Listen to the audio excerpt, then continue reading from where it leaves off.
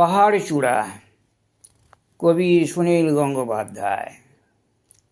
অনেকদিন থেকেই আমার একটা পাহাড় কেনবার শখ, কিন্তু পাহাড় কে বিক্রি করে তা জানি না। যদি তা দেখা পেতাম, দামের জন্য আটকাতো না। আমার নিজস্ব একটা নদী আছে, সেটা দিয়ে দিতাম পাহাড়টার বদলে।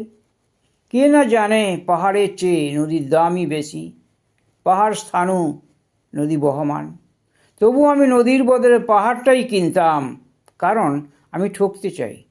নদীটাও অবশ্যই কিনেছিলাম একটা দ্বীপের বদলে। ছেলেবেলায় আমার বেশ ছোটোখাটো ছিমছাম একটা দ্বীপ ছিল, সেখানে অসংখ্য প্রজাপতি।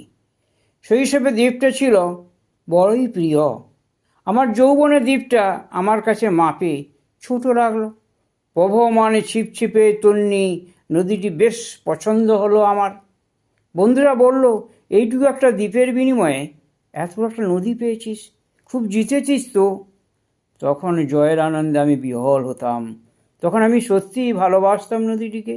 নদী আমার অনেক প্রশ্নের উত্তর দিত, যেমন বলো তো আজ সন্ধ্যা বৃষ্টি হবে কি না।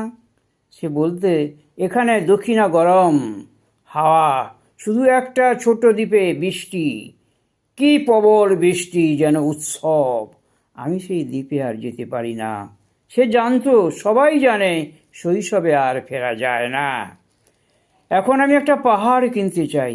সেই পাহাড়ের পায়ের কাছে থাকবে অরণ্য। আমি সে অরণ্য পাহাড় হয়ে যাব।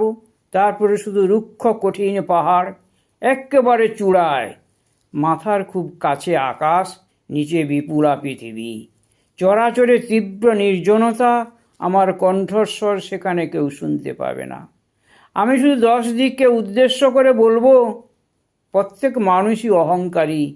এখানে আমি একা, এখানে আমার কোনো অহংকার নেই। এখানে জয়ী হওয়ার বদলে ক্ষমা চাইতে ভালো লাগে। হে 10 দিক, আমি কোনো দোষ করিনি, আমাকে ক্ষমা করো, আমাকে ক্ষমা করো।